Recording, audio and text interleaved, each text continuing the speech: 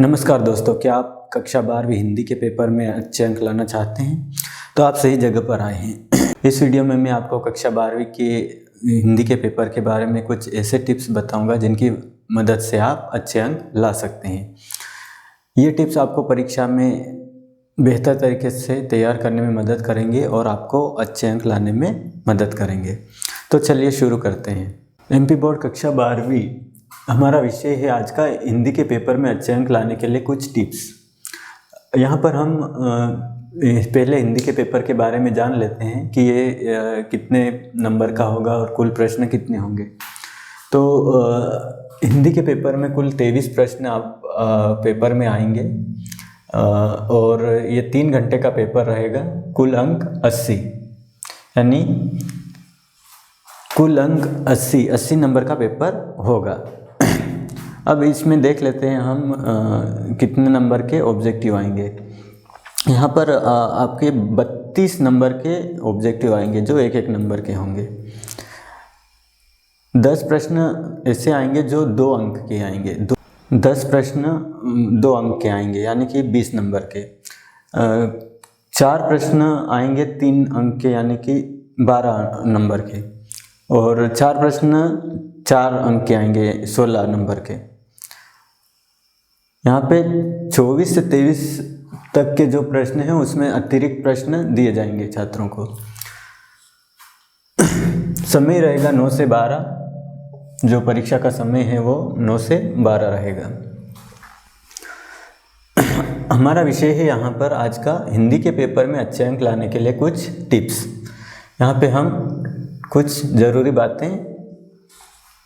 बातों के बारे में चर्चा करेंगे।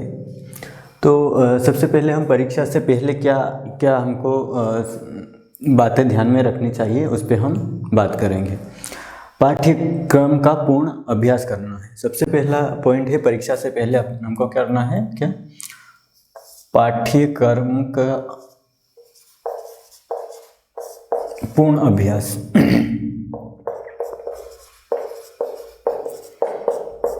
पूर्ण अभ्यास का मतलब है कि एमपी बोर्ड कक्षा 12वीं हिंदी पाठ्यक्रम का पूर्ण अभ्यास करना है। इसमें पाठ्य पुस्तक, व्याकरण और रचना के सभी भागों का समावेश है, यानी कि पूर्ण अभ्यास करके हमको पेपर देने जाना है। पिछले वर्ष के प्रश्न पत्रों को हल करना। दूसरा पॉइंट है हमारा पिछले वर्ष के प्रश्न पत्र का क्या करना है? हमको हल करना है।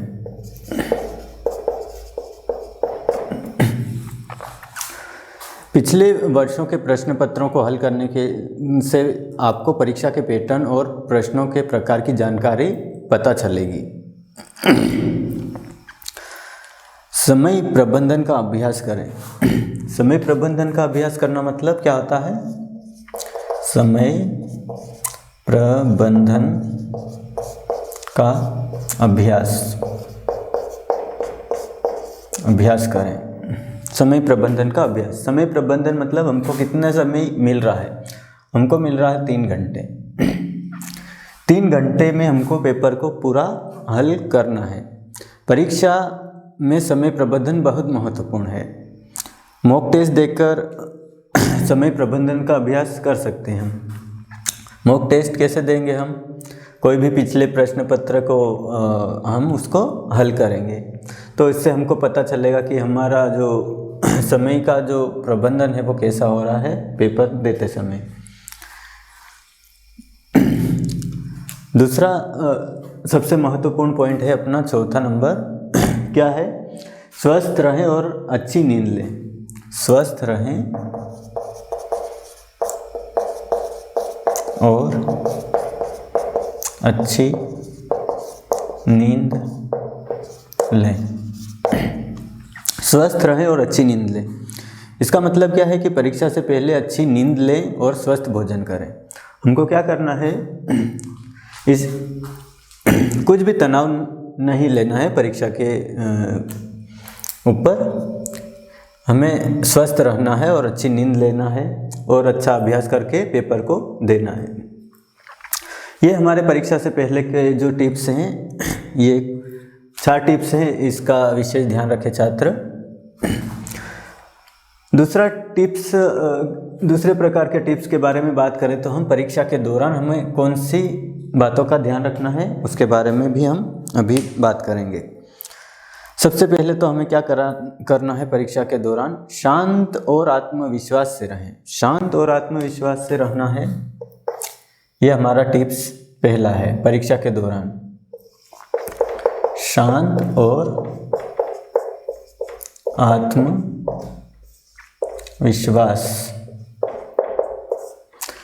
शांत और आत्मविश्वास से रहना है। परीक्षा के दौरान हमें क्या करना है, शांत और आत्मविश्वास से रहना है और घबराना बिल्कुल नहीं है। पेपर हिंदी का है जो अपनी मातृभाषा है, तो इसमें कोई डर और घबराने की जैसी तो बात नहीं है। लेकिन हमें कुछ टिप्स का ध्यान रखेंगे तो हम क्या कर सकते हैं इसमें। हिंदी का पेपर क्या है कि इसमें हम अच्छे अंक ला सकते हैं, अच्छे अंक, अच्छे अंक लाना ही हमारा इस वीडियो का उद्देश्य है। तो हम अच्छे अंक लाने के लिए कुछ टिप्स बता रहे हैं आपको, जिनको छात्रों को आपको ध्यान रखना है।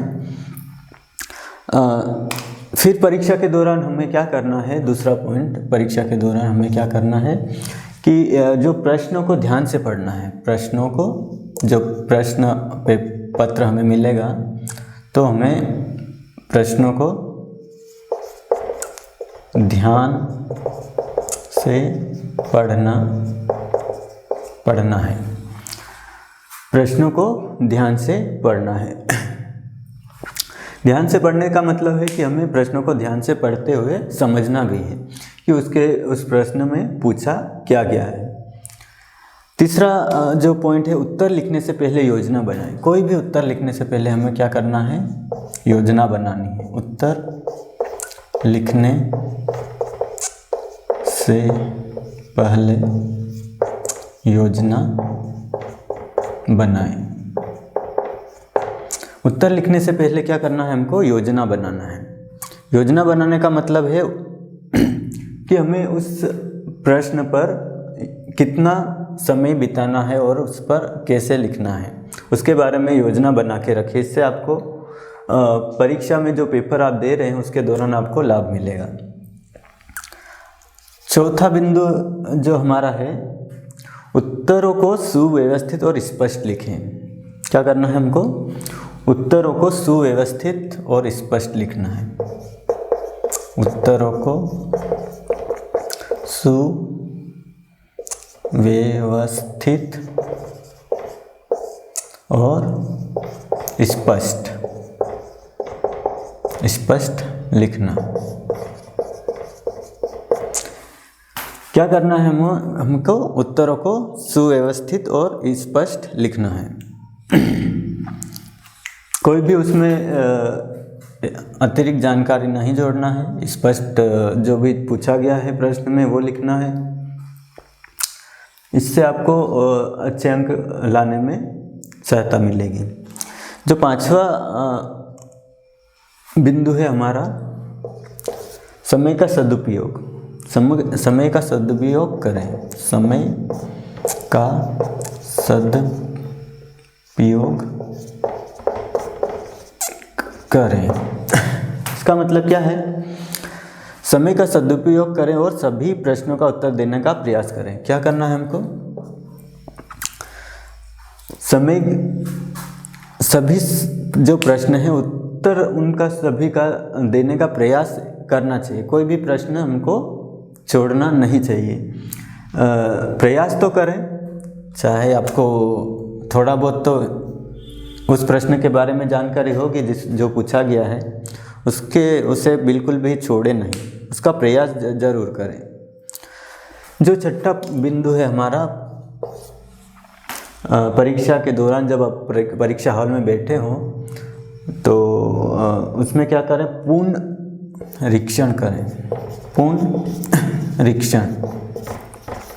पुनरीक्षण मतलब क्या होता है, परीक्षा समाप्त होने से पहले अपने उत्तरों का पुनरीक्षण करें। यानी कि जो आपने लिखा है वो सही है या फिर आपने कुछ उसमें त्रुटि करी है, या कुछ मात्रा या कुछ कोमा या कुछ आपने कुछ सही उत्तर देने में आप विफल रहे हैं, तो उसे थोड़ा सुधारने की कोशिश करें। यानी कि जो आपने लिखा है उसका पुनरीक्षण करें, जिससे आपको पता रहेगा कि आपने जो लिखा है वो सही, बिल्कुल सही लिखा है जो पूछा गया है प्रश्न में। अब हम आगे बढ़ते हैं। कुछ अतिरिक्त टिप्स, इन परीक्षा से पहले के बारे में हमने चर्चा कर ली, परीक्षा के दौरान भी हमने आपसे जो चर्चा कर ली है। अब हम कुछ अतिरिक्त टिप्स के बारे में चर्चा करेंगे। कुछ अतिरिक्त टिप्स क्या है? हमें महत्वपूर्ण बिंदुओं को नोट करना है। क्या करना है हमें? महत्वपूर्ण बिंदुओं को नोट करना। पहला जो पॉइंट है क्या है? हमें महत्वपूर्ण बिंदुओं को नोट करें। इसका क्या मतलब है? महत्वपूर्ण बिंदुओं को नोट करें मतलब जो भी बिंदु, जो भी महत्वपूर्ण आपको जो लग रहा है हिंदी के हिंदी विषय में, उन बिंदुओं को नोट करके रखें। इससे क्या होगा कि आपके जो ऑब्जेक्टिव प्रश्न हैं उनमें आपको लाभ मिलेगा। आपको लग रहा है कि ये महत्वपूर्ण है जो भी हिंदी में, तो उन बिंदुओं को क्या करें? नोट कर लें। नोट करने से इसको आपको क्या फ़ायदा रहेगा कि अंतिम समय में आप उन्हें देख लेंगे या पढ़ लेंगे, तो आपको इससे फ़ायदा मिलेगा। तो महत्वपूर्ण बिंदुओं को नोट करके रखें ताकि आप परीक्षा देने से पहले एक बार उन्हें पढ़ लें। दूसरा क्या करना है? हमें आरेख और चित्रों का उपयोग करना है। आरेख और चित्रों का प्रयोग करें। अब आरेख और चित्रों का प्रयोग करें हिंदी में, तो आप बोलोगे हिंदी में आरेख और चित्रों का प्रयोग कैसे कर सकते हैं? छात्रों, आरेख और चित्र का प्रयोग हम लगभग सभी विषयों में कर सकते हैं। कुछ भी समझाने के लिए आप कुछ पॉइंट ले सकते हैं या बिंदु, उनके ऊपर आरेख बना सकते हैं। जैसे कोई भी संज्ञा या जो भी प्रश्न है उसके बारे में आप संज्ञा के प्रकार या फिर आप उन्हें आरेखों के बारे में आरेख के द्वारा समझा सकते हैं। चित्र का प्रयोग भी आप हिंदी में कर सकते हैं। ये आपके जो प्रश्न हैं उनके उत्तर देते समय भी आप आरेख का प्रयोग कर सकते हैं। आरेख कुछ भी प्रकार के हो सकते हैं, कोई पॉइंट के बेस पे समझा सकते हैं या फिर आप इसको पॉइंट वार पॉइंट कर सकते हैं। आरेख के द्वारा समझाने से आपको अच्छे नंबर मिल सकते हैं। इसके ऊपर मैं एक विस्तृत वीडियो बनाऊंगा कि आप विषयों में चित्रों का प्रयोग करके कैसे अच्छे नंबर ला सकते हैं। ठीक है, आगे बढ़ते हैं हम। तीसरा पॉइंट, अच्छी भाषा का प्रयोग करना है। हिंदी अपनी मातृभाषा है, तो हमें इसके अच्छी भाषा का प्रयोग करें। हम लिखेंगे तो हिंदी में अच्छी भाषा का प्रयोग करके ही व्याकरण की गलतियों से बचना है और इससे आपको फ़ायदा मिलेगा। अच्छी भाषा का प्रयोग करके अपना जो भी है वो उत्तर लिखें। आत्मविश्वास से उत्तर देना है। चौथा बिंदु क्या है? हमें आत्मविश्वास से उत्तर देना है। आत्मविश्वास से उत्तर देना, आत्मविश्वास से क्या मतलब है कि हमें खुद पर भरोसा होना चाहिए, अपनी क्षमताओं पर विश्वास रखना चाहिए और खुद पर भरोसे के साथ प्रश्न का उत्तर देना चाहिए। आत्मविश्वास बहुत ज़रूरी है पेपर देने में। आत्मविश्वास के साथ ही पेपर दें। अब हम कुछ और ज़रूरी बातें यहाँ पे डिस्कस करेंगे कि जिससे आप अच्छे नंबर ला सकते हैं।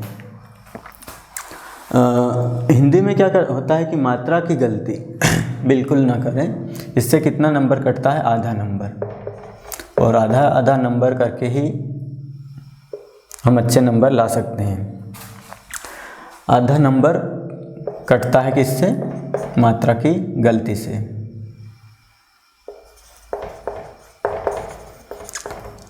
आधा नंबर कटता है मात्रा की गलती से। हमें क्या करना है? मात्राओं विराम चिन्ह पर विशेष ध्यान देना चाहिए। मात्राओं और विराम चिन्ह। अब मात्राओं और विराम चिन्ह, मात्राएं और विराम चिन्ह, बहुत सारे मात्राएं होती है, आपने पढ़ रखी है हिंदी में, आपको पता है। तो इन मात्राओं का ध्यान रखें, खास करके छोटी, बड़ी और बहुत सारी मात्राएं होती है हिंदी में, उनका ध्यान रखें। विराम चिन्ह हमारा कोमा रहता है, अल्प विराम रहता है, ठीक है, तो आप इनका ध्यान रखें। तो मात्राओं का विशेष ध्यान रखें हिंदी, क्योंकि जो हिंदी है हमें अच्छे से आनी चाहिए सभी को। तो हिंदी में मात्राओं का विशेष ध्यान रखें। बेवजह लंबे उत्तर लिखते हुए गलतियां न करें। बेवजह हमें, ये पहला बिंदु है, ये दूसरा। बेवजह लंबे उत्तर लिखते हुए गलतियां न करें, ठीक है। इससे आपके नंबर कटते हैं, ठीक है।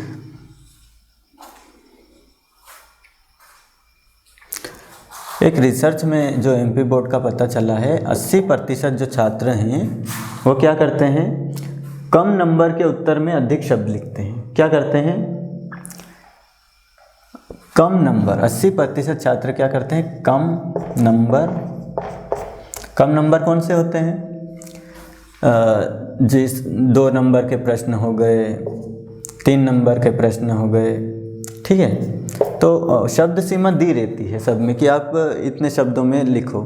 तो बच्चे क्या करते हैं कि 2 नंबर के प्रश्न, 1 नंबर के प्रश्न, 1 नंबर का जो प्रश्न रहता है 1 वाक्य में उत्तर दीजिए या 1 शब्द में उत्तर दीजिए, है ना।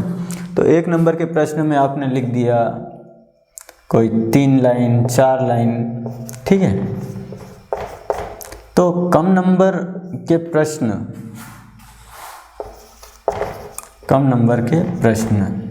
ये तीसरा पॉइंट है हमारा।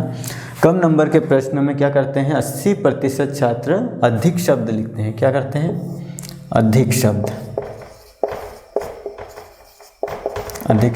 लिखते हैं। तो हमें इनसे बचना चाहिए। अब प्रश्न पूछा है 1 नंबर का, आप उनमें 3-4 लाइन का उत्तर नहीं लिख सकते हैं, उसमें 1 शब्द या 1 लाइन का उत्तर दे दीजिए, ठीक है। 2 नंबर वाले में आप जो शब्द सीमा दे रखी है उसके अनुसार लिखें, 3 नंबर, 4 नंबर, ठीक है। तो इससे आपको अच्छे अंक मिलेंगे। बेवजह लिखने से कोई ज़्यादा नंबर नहीं मिलते हैं, उसके अनुसार लिखें जितना पूछा गया है। मुझे उम्मीद है कि यह जानकारी आपके लिए उपयोगी होगी। हिंदी के पेपर के लिए आप सभी को शुभकामनाएं, अच्छे से पेपर दें। ऐसे ही एमपी बोर्ड से रिलेटेड वीडियोस के लिए हमारे यूट्यूब चैनल को सब्सक्राइब कीजिए, जिससे आपको महत्वपूर्ण जानकारी मिल सके। धन्यवाद।